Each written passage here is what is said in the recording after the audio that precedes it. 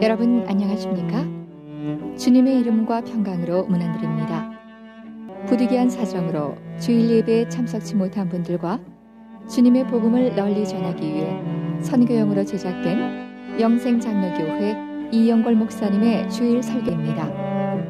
이 귀한 하나님의 말씀을 통해 크신 은혜를 체험하시고 힘차고 복된 신앙생활이 되셔서 하나님께 영광 돌리시는 여러분 되시길 바랍니다.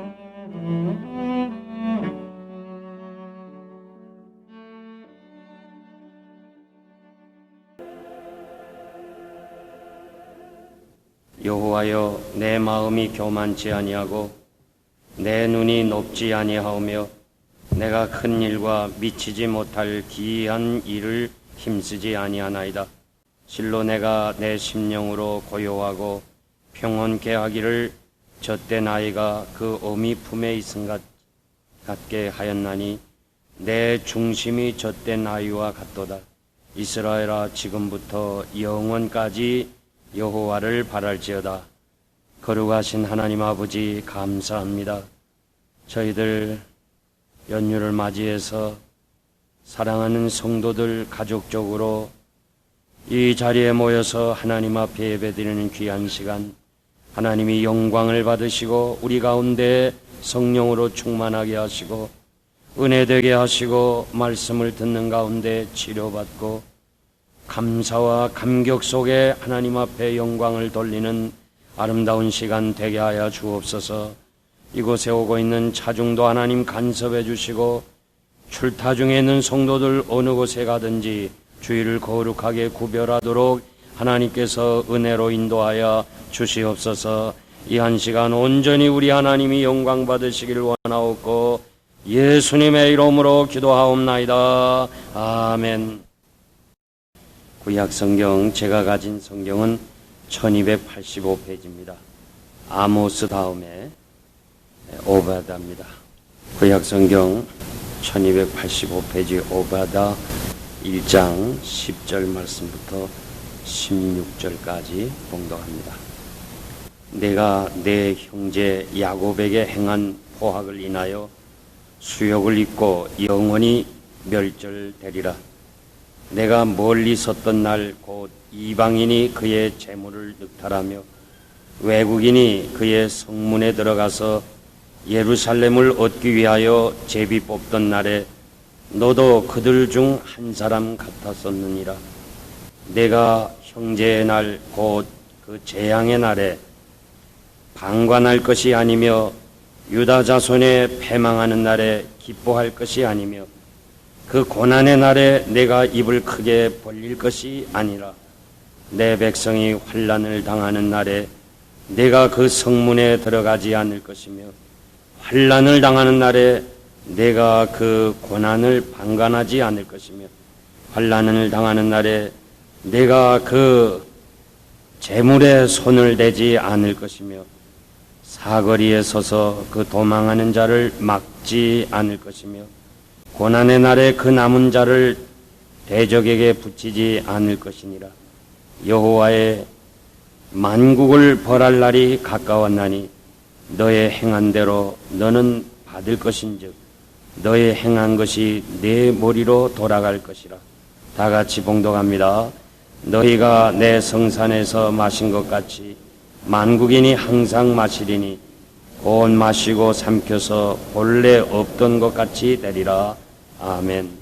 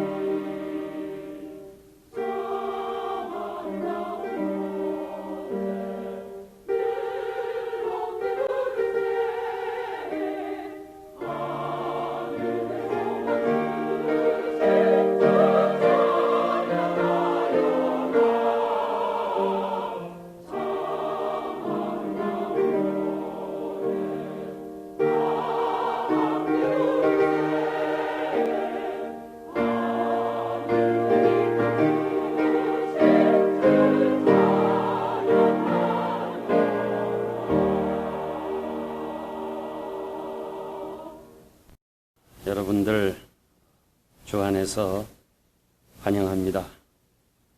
어제부터 시작해서 이 오바댜에 대해서 우리 같이 상고하는 중에 있습니다.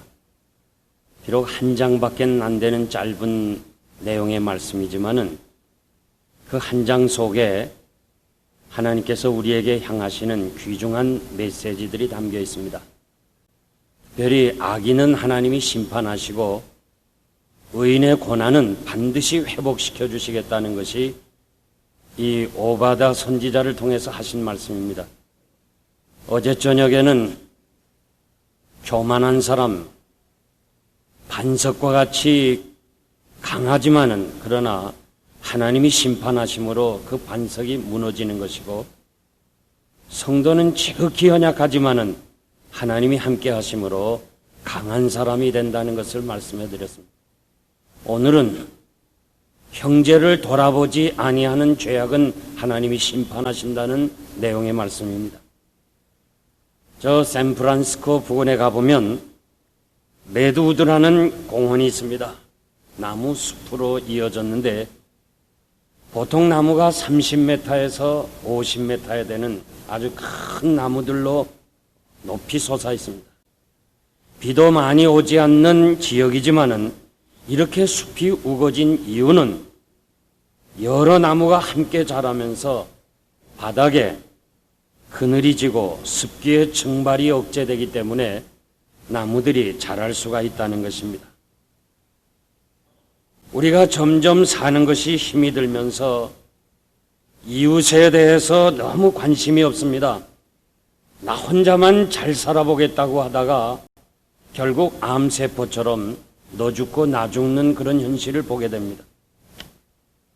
여러분들이 아는 대로 필라델피아가 자랑하는 메리안 앤더슨, 그분은 언제나 우리라는 말을 잘 사용했습니다.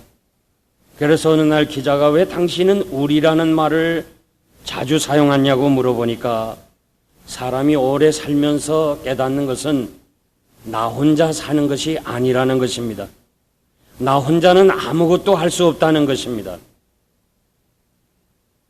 노래 한 곡 부르는 데 있어서도 작곡가가 있어야 되고, 피아노를 제조하는 업자가 있어야 되고, 반주하는 사람이 있어야 되고, 그 속에 나는 작은 협력자일 뿐이라고 그렇게 대답을 했습니다. 과학자들이 실험을 통해서 얻어진 결론은 이 자연은 서로 공존할 때 건강하고 질서가 있다고 그렇게 발표를 했습니다. 지난번 페루에 단기 선교 가서 섬을 구경하게 됐습니다. 바다에 한 30분 이상 나가서 그 섬들을 봤는데 온갖 새들이 수십만 마리가 거기서 이렇게 살고 있습니다. 그런데 제가 안내하는 사람에게 저렇게 많은 새들이 모기 때문에 싸우는 적이 없냐 하니까 21년 동안 안내를 했는데 한 번도 새들이 싸워본 적 없다는 거예요. 그러면서 어느 한 섬을 보니까 아주 새들이 새카맣게 수만 마리가 이쪽에 있고, 또 경계선을 그어가지고 아주 또 이쪽 한쪽에는 또 다른 새들이 수만 마리가 있어요. 그런데 그 한 섬에서 누가 봐도 아예 딱 38선처럼 그어있는 이쪽에 사는 새가 있고 이쪽에 수많은 새들이 살아요. 그래서 이상해서 어떻게 저렇게 따로 사냐니까 이쪽에 사는 새는 영주권자고 이쪽에 사는 새는 불법 체류자라 이거야. 그래서 영주권자들과 불법 체류자가 싸우는 적이 있냐니까 전혀 없다는 거예요.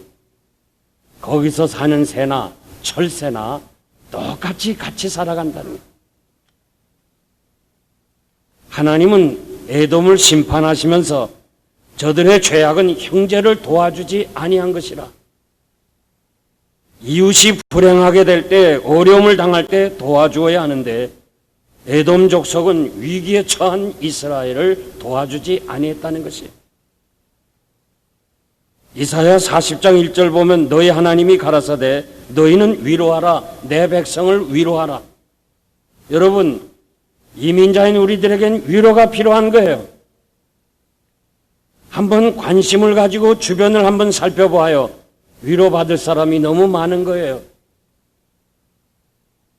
말 한마디가 그분에게 용기를 주고 새 힘을 주고 좌절해서 일어날 수 있다는 것을 여러분들이 항상 기억해야 돼요. 1978년 로마 교황에 선출된 요한 바오로 1세가 겨우 33일 만에 그만 세상을 떠났습니다. 온 세계가 충격에 접하게 되었는데 장례를 준비하면서 그분이 남기고 간 일기장을 공개합니다. 임종 직전에 쓴 유언장과 같은 내용인데 부자들이여 가난한 자들을 기억하라. 직장인들이여 무직자들을 기억하라. 건강한 자들이여 병든 자를 기억하라. 남을 위해서 슬퍼하는 사람은 복이 있습니다. 이 일기문이 공개되었을 때 제일 충격을 받은 자가 노벨 평화상 위원회에 속한 사람들입니다. 그래서 즉시로 반응을 낸 것이 바로 테레사 수녀에게 노벨상을 결정했습니다. 원래는 중동 문제를 해결한 카터 대통령에게 주려던 노벨 평화상을 이 요한 바오로 1세의 유언적인 이런 일기문을 통해서 가난한 자들과 같이 살아왔던 테레사에게 노벨 평화상을 수여하게 됐습니다. 디모데후서 1장 15절 말씀 보면 바울은 유언적인 서신에서 디모데에게 아시아에서 모든 사람이 나를 버린 일을 내가 아나니 그 중에 부겔로와 허모게네가 있느니라. 원컨대 주께서 오네시보로의 집에 국류를 베푸시옵소서. 저가 나를 자주 유쾌하고 하고 나의 사슬에 매인 것을 부끄러워 아니하여 로마에 있을 때 나를 부지런히 찾아 만났느니라. 원컨대 주께서 저로 하여금 그날에 국류를 베풀기를 원합니다. 우리가 주어진 삶은 딱 한 번입니다. 그것도 짧은 것입니다. 오래 살 것처럼 마구 살아서는 안 되는 것이에요. 부겔로와 허모게네처럼 남의 마음을 아프게 하면서 살면서는 안 됩니다. 오네시보로처럼 살아야 됩니다. 누군가가 마지막 떠나면서 아무개 그는 나를 진정 도와준 사람이고 그는 나를 유쾌하게 해준 사람이라고 이렇게 이야기할 수 있는 대상자가 돼야 됩니다. 우린 만나면 좋은 사람이 있습니다. 그리고 생각만 해도 좋은 사람이 있습니다. 보고 싶은 사람이 있습니다. 동시에 그냥 만나기를 싫어하는 사람이 있습니다. 왜 어쩌면 이렇게 주어진 인생을 그렇게 살아야 하나 그 말이에요.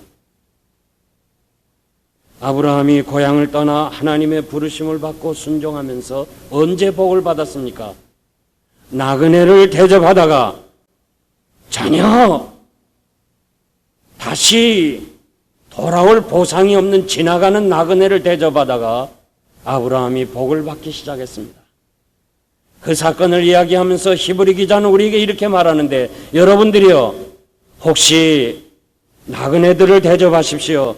부지 중에 천사를 만날는지 모른다고 그렇게 말씀하고 계십니다. 이 세대의 부한자들에게 주님께서 말씀하시는데 정함이 없는 재물에 소망을 두지 말고 하나님께 소망을 두며 선한 일에 부여하고 나누어주고 동정하는 자가 되라. 이것이 장래 자기를 위하여 좋은 토를 쌓아 참된 생명을 취하게 하느니라. 여러분들이 도와주고 사랑해주고 나누어주는 모든 것들은 하나님 나라에 다 사해지게 될 것이고 언젠가 그것을 통해서 하나님께서 여러분의 행한 대로 갚아주신다는 말씀입니다. 본문 말씀 보니까 에돔의 죄악에 대해서 거듭 말씀하시면서 하나님이 반드시 심는 대로 심판하시겠다는 거예요. 에서의 후손인 에돔 족속이 형제인 야곱의 후손을 도와주지 않았습니다. 신명기 23장 7절 보니까 하나님께서 이스라엘 백성들에게 너는 에돔 사람을 미워하지 말고 에돔 사람과 싸우지 말라. 그는 너의 형제라고 이스라엘 백성들에게 그렇게 말씀하셨는데 에돔 족속은 이스라엘들을 계속해서 괴롭히고 그들을 도와주지 않았습니다. 민수기 20장 14절 보니까 모세가 출애굽을 해서 이제 하나님이 원하시는 지정하시는 광야로 통하여 가나안에 가려고 할 때 이 지역을 통과할 수밖에 없습니다. 에돔 족속이 사는 지역을 통과할 수밖에 없는데 그 많은 사람들이 통과할 때 물론 자국에 여러 가지 피해가 있는 건 사실입니다. 그 많은 사람들이 지나간다 할 때 얼마나 어렵겠습니까? 그래서 모세는 약속합니다. 우리가 당신의 밭이나 당신의 포도원을 절대 통과하지 않을 것이고 심지어는 물도 우리가 마음대로 마시지 않을 테니까 그냥 통과하게만 해달라고 그랬을 때 에돔 왕은 절대 통과할 수 없다면서 칼을 들어 맞이하면서 만일 이것을 통과하면 반드시 너희들을 죽이겠다고 자기 중심에서 그렇게 나갈 때 하나님은 이 사실을 심판으로 갚으셨다는 것을 우리는 깊이 생각해야 됩니다. 갈수록 개인주의화 되어가는 현대사에서 우리가 마음에 새겨야 될 말씀입니다. 한 형제 자매된 성도들끼리 너무 무관심하고 자기 중심으로 살아서는 안 되는 것입니다. 형제를 사랑하는 자가 빛 가운데 있는 자요 형제를 미워하는 자가 어두운 가운데 있느니라. 오바다 선지자는 형제를 돌보지 아니한 죄악을 구체적으로 언급했는데 시간상 여러분들에게 세 가지만 말씀을 드리겠습니다. 첫째는 포악입니다. 내 형제에게 행한 포악을 인하여 내가 수욕을 입을 것이라. 포악이라는 말은 발가벗긴다는 말입니다. 아주 남의 것을 철저하게 강탈하는 것, 잔악하게 행동하는 뜻이 바로 포악이라는 말입니다.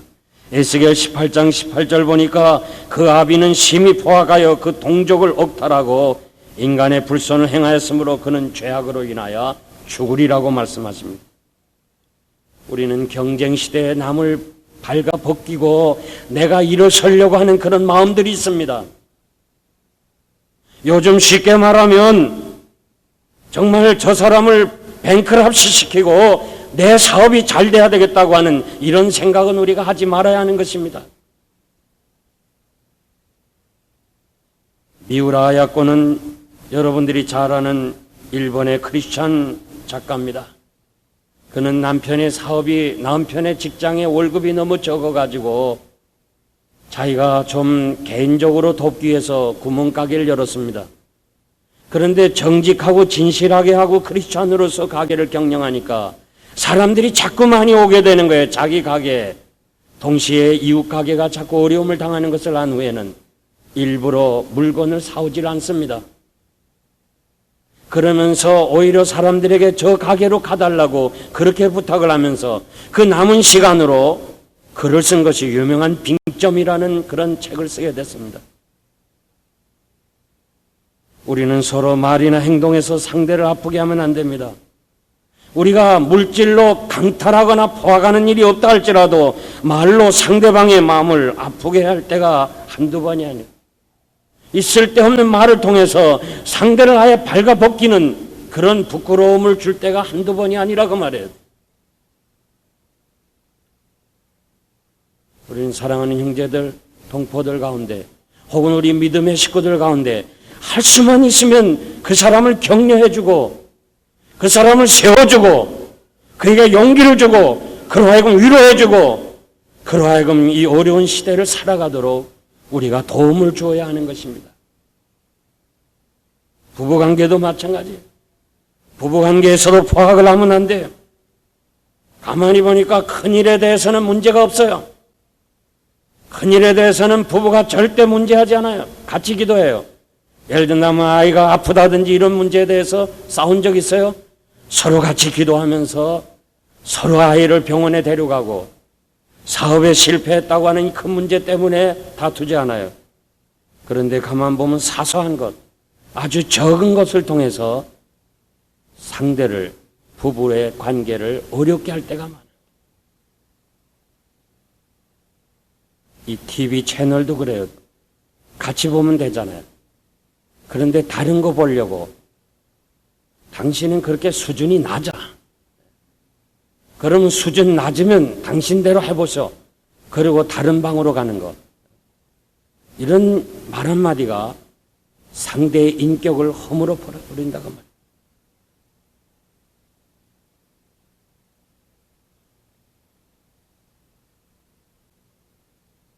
어릴 때부터, 부모 때부터 양말을 벗는 사람은 할 수 없어요. 침대에 그대로 벗어야 돼. 그건 못 고쳐요. 그런데 그걸 자꾸 교육해가지고 고치려고 하다가 결국 교육을 못 받아서 그렇다느니 저건 혹 지 어머니 닮았다든지 이런 식으로 이것이 상대의 마음을 아프게 하는 거예요. 이 사소한 일, 자그마한 일, 쓸데없는 말 한마디가 얼마나 부부를 포악하게 하는지 몰라요. 어떻게 하면 우리가 서로 사랑하고 서로 아름다운 관계를 가질 수 있습니까? 제가 어느 집에 신방을 갔더니 침실로 들어가는 그 2층에 결혼할 때 찍은 사진, 아주 큰 사진 액자를 탁 붙였어요. 그러니까 2층 침실로 올라가면서 늘 그 사진을 보게 돼요. 큰 사진, 결혼 시절.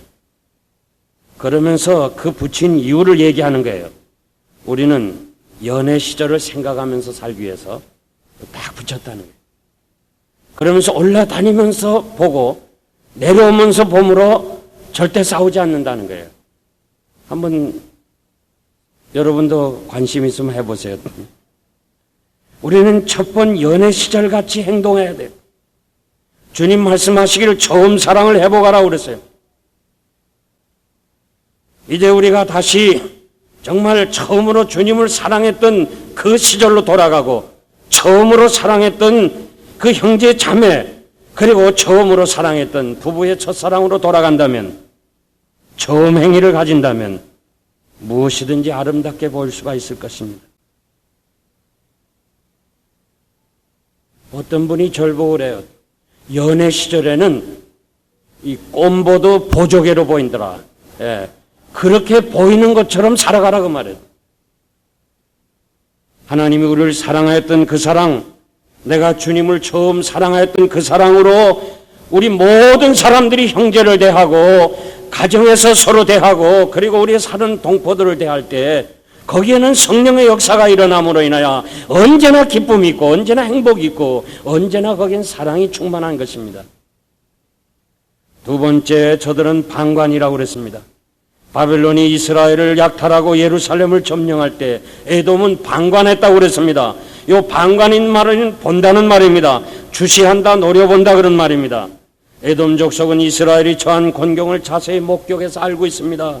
관심을 가져주거나 도움을 주지 않고 오히려 모르는 척하고 그냥 보고만 있었습니다.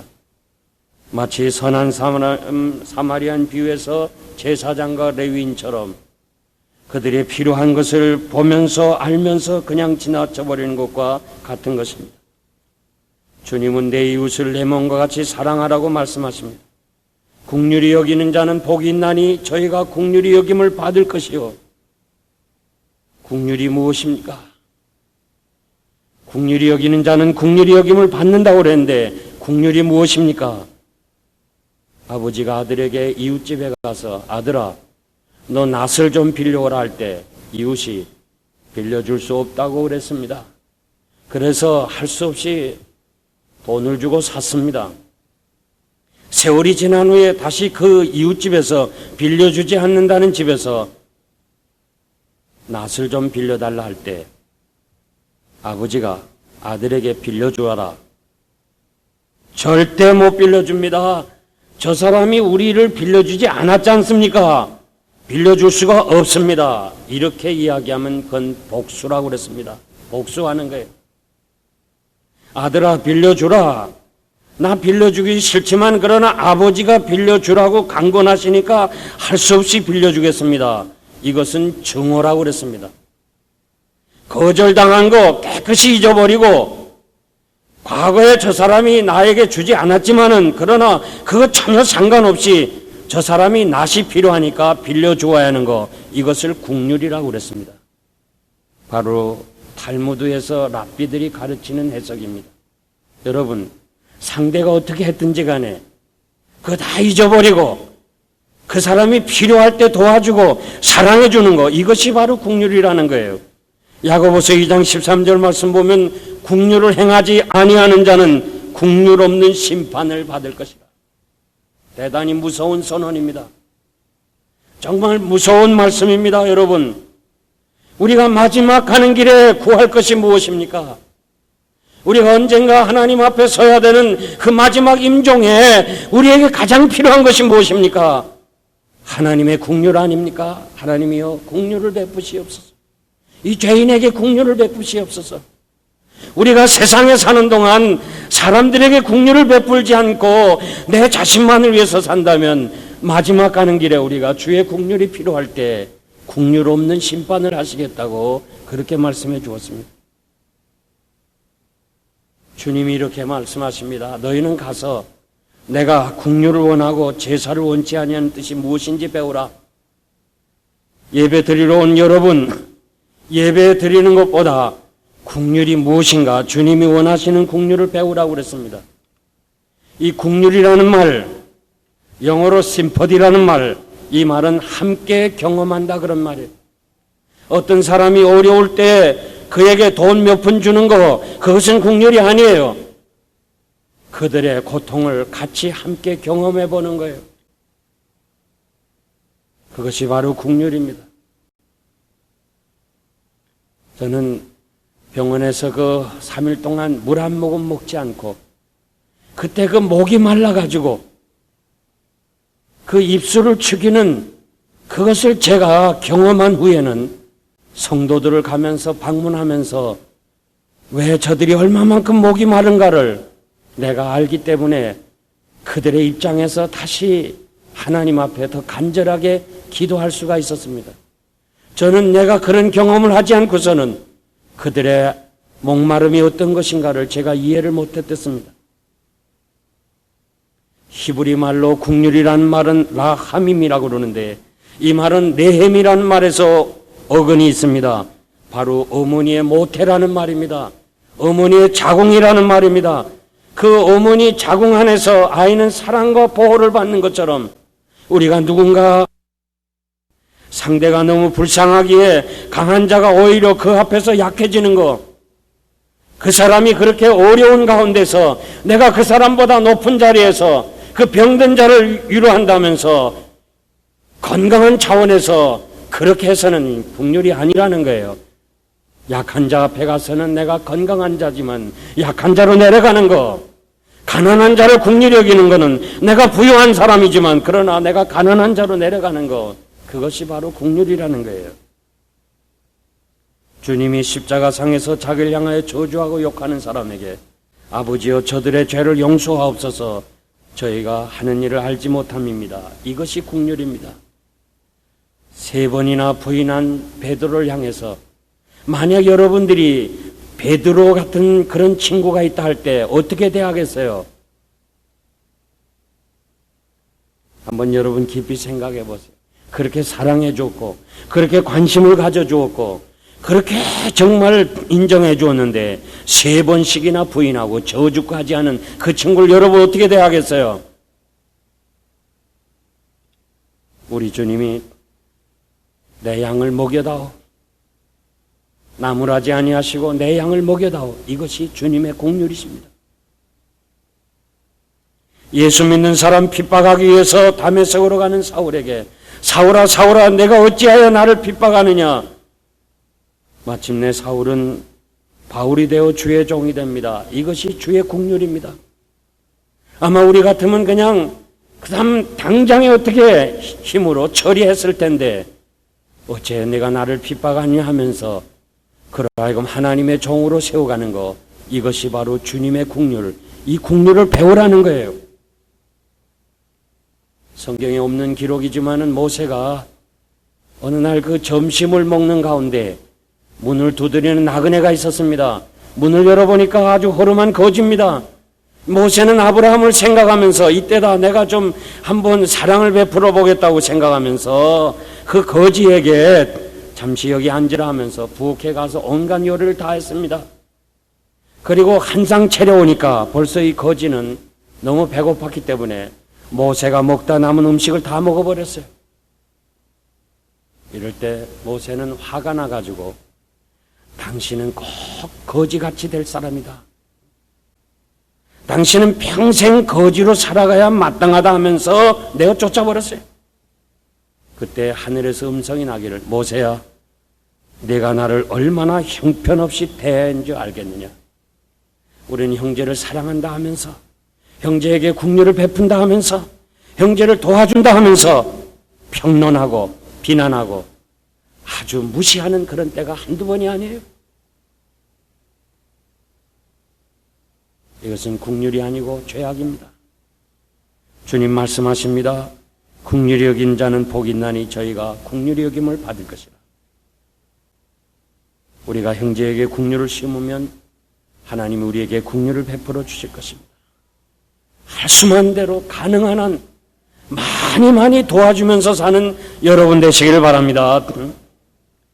마지막으로 기쁨입니다. 유다 자손이 패망하는 날 에돔은 기뻐했습니다. 잘 됐다. 잘 되었다. 경상도 말로 그 꽃이다. 꽃이다. 사촌이 땅을 사면 배가 아프다는 거 우리나라 속담에 있습니다. 어떤 사람은 남이 망하거나 곤경에 처하는 것을 도리어 기뻐하는 그런 마음들을 가지고 있어요. 시편 141편 4절 보니까 내 마음이 악한 일에 기울어 죄악을 행하는 자와 함께 악을 행치 말게 하옵소서. 사람의 마음을 악하고 더럽습니다. 만물 중에 가장 더러운 것이 사람의 마음이라고 그랬습니다. 여러분, 우리 마음속에 무엇을 담고 있습니까? 누가 우리 마음속에 있습니까? 여기에 따라서 달라지는 거예요. 인간의 마음속에 하나님이 없으면 만족감이 없고 그 빈 공허를 채우기 위해서 사탄과 죄악이 들어오게 되는 거예요. 이런 사람은요, 남이 안 되는 걸 그렇게 좋아한대도요. 남이 안 되는 거 이야기하는 거 듣기 좋아하는 거예요. 주님은 우리에게 너희 원수를 사랑하며 너희를 핍박하는 자를 위하여 기도하라고 그랬습니다. 바울 사도는 내 원수가 줄이거든 모이고 목마르거든 마시우라. 우리는 원수까지 사랑해야 됩니다. 조금이라도 에돔 족속처럼 형제의 실패를, 아픔을 그냥 보고만 있으면 안 됩니다. 우리는 위로한다고 하면서 그것 보시오, 내가 무엇이라고 하여서 하면서 질책하는 일을 해서도 안 됩니다. 중심을 보시는 하나님 앞에서 이웃의 불행이나 경쟁자의 실패를 은근히 기대하고 기뻐하는 일을 해서도 안 됩니다. 죄인을 구원하시고자 십자가에 달려 죽으신 주님을 믿는 우리들은 주님의 심정으로 모든 형제를 대해야 될 줄 믿습니다. 에베소서 4장 17절 말씀 보면 이제부터는 이방인이 그 마음에 허망한 것이 행하지 말라고 우리에게 말씀해 주었습니다. 우리의 마음은 즐거워하는 자들과 함께 즐거워하고 우는 자들과 함께 우는 자들이 되어라고 로마서 12장 15절에서 말씀하십니다. 진정한 이웃관계, 사랑의 관계는 마음과 마음이 서로 연결되는 거예요. 상대방의 입장에서 동참하고 공감하는 것입니다.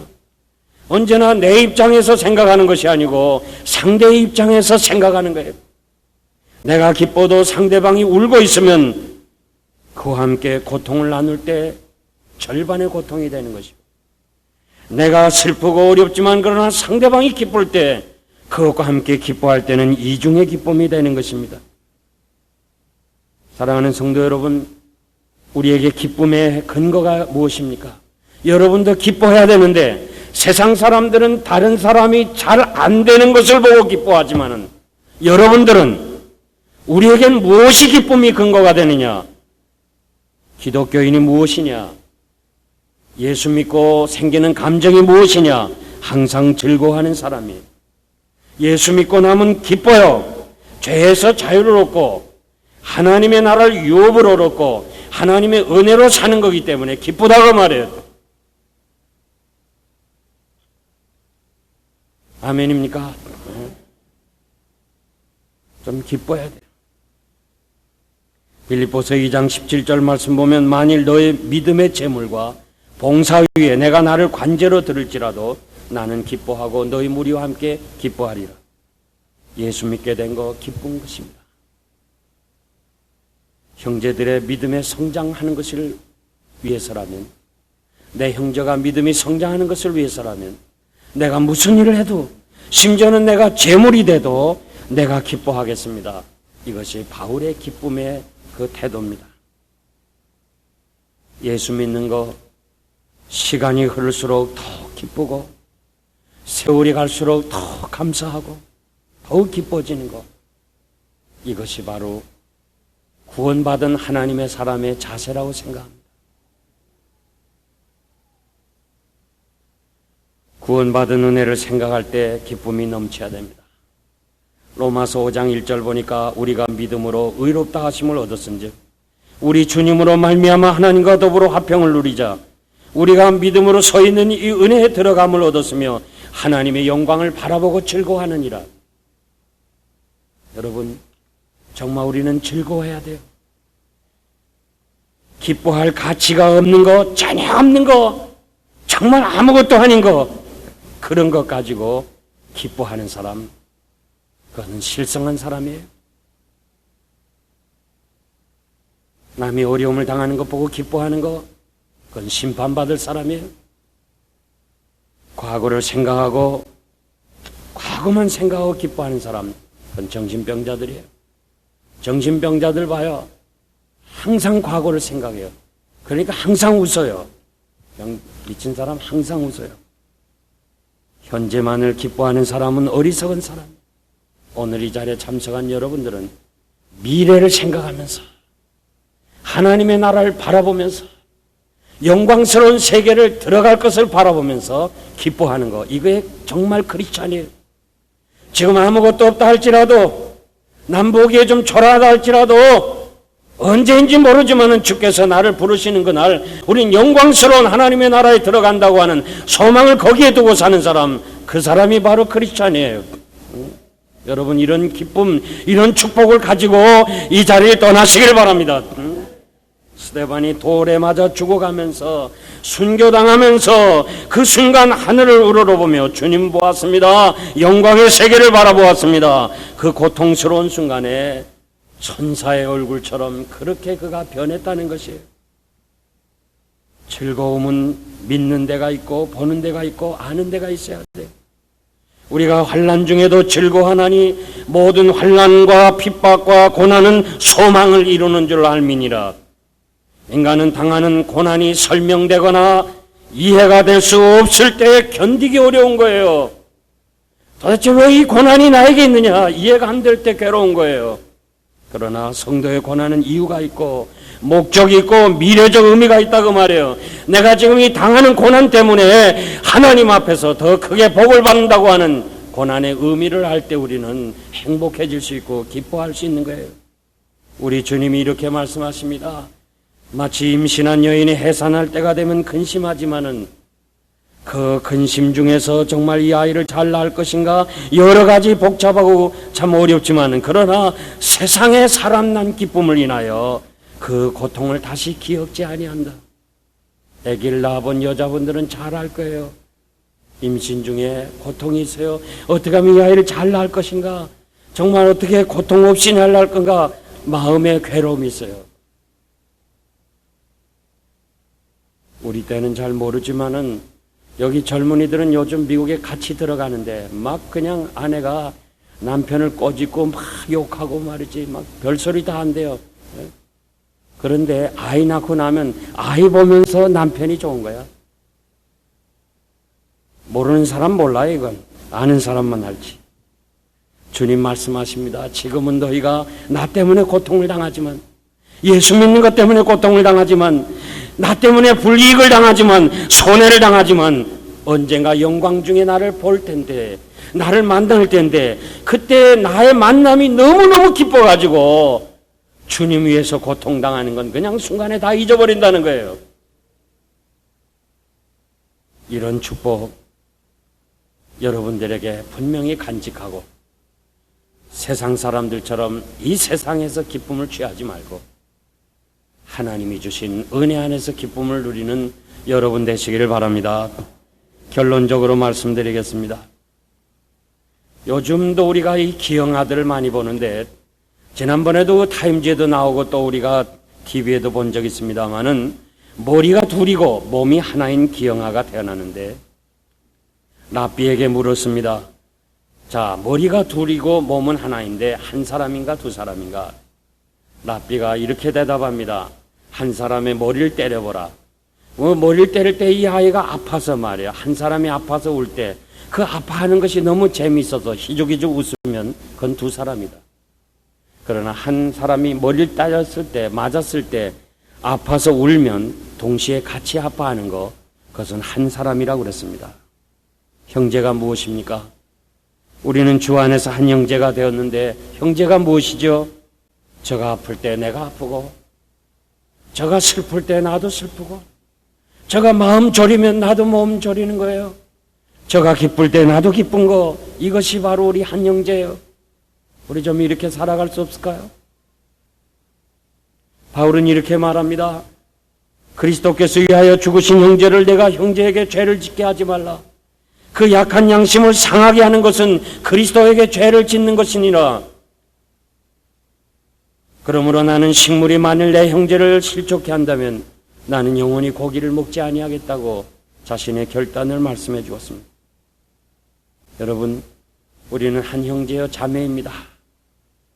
주님이 옆에 계신 형제를 위해서 죽으셨고 또 나를 위해서 죽으셨습니다. 믿습니까?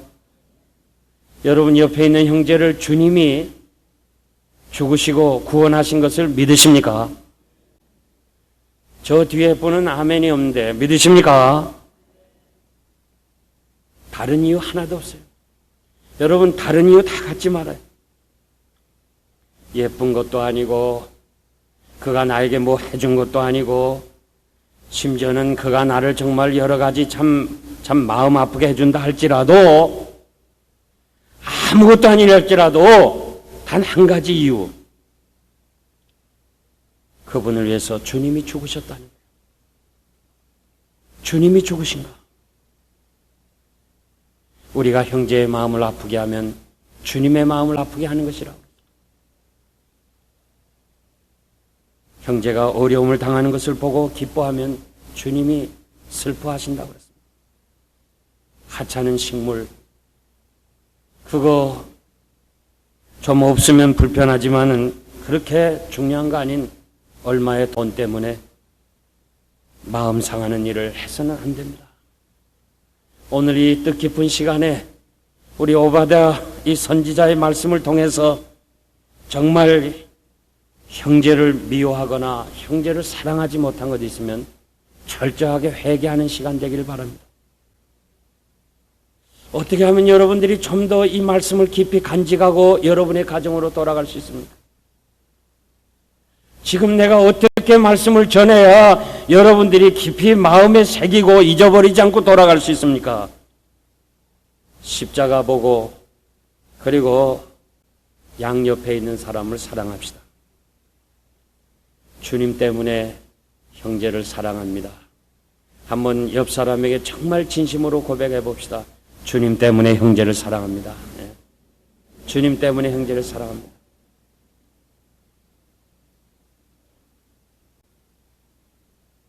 안 하시는 사람이 있어요? 다시 한번 하겠습니다. 주님 때문에 자매님을 사랑합니다.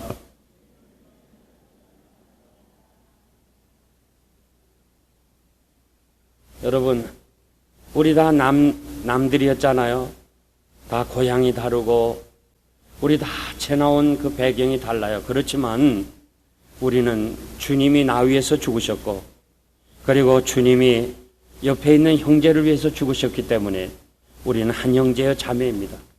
우리 영생교회 사랑의 공동체로서, 이 아름다운 사랑의 공동체로서 하나님 앞에서 바로 살다가 하나님 나라에서 영원히 영생복락을 누리는 여러분 되시길 주의 이름으로 축원합니다. 기도하겠습니다. 하나님 아버지 감사합니다. 이 아름다운 처소에서 우리가 가족적으로 모여서 사랑하는 성도들이 하나님의 말씀을 상고하는 가운데 있습니다. 지나온 날 뒤돌아보면 너무도 나 중심에서 나 자신, 내 사업, 내 가정, 내 자녀 여기에만 우리가 신경을 세우고 관심을 가졌는데 이제 이후로는 좀 형제를 생각하면서 좀 주님이 십자가에서 죽으시고 구원하신 형제 자매를 생각하면서 나보다 이웃을 더 생각하면서 긍휼을 베풀므로 인하여 우리가 하나님의 긍휼을 받을 수 있게 해주시기 원합니다. 언젠가 우리는 하나님의 긍휼로 살다가 마지막 날 정말 주여 긍휼히 여기소서 주의 긍휼을 기다리고 가야 되는데 우리가 형제에게 긍휼하지 아니하면 긍휼 없는 심판을 하시겠다는 이 말씀 마음에 깊이 간직하고 할 수만 대로 도와주고 사랑하며 위로해주며 정말 말 한마디라도 위로하고 세워주고 격려하고 힘을 보태는 이런 아름다운 사랑의 공동체가 되게 하여 주시옵소서. 예수님의 이름으로 감사하며 기도하옵나이다. 아멘.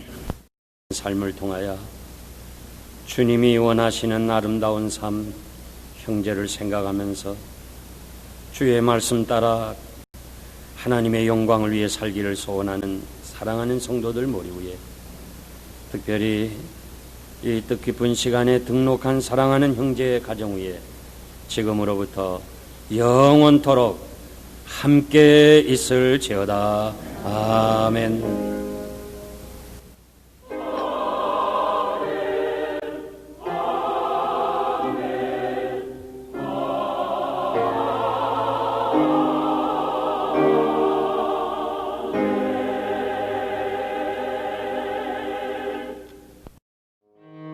저희 영생장로교회는 706 위트머 로드 호샴 펜실베니아에 위치하고 있으며 매 주일 예배는 1부 오전 8시, 2부 오전 10시, 3부 12시에 드리고 있으며 오후 3시에는 찬양 예배를 드리고 있습니다. 그리고 우리 2세들을 위한 영어 예배를 오전 9시에 드리고 있습니다.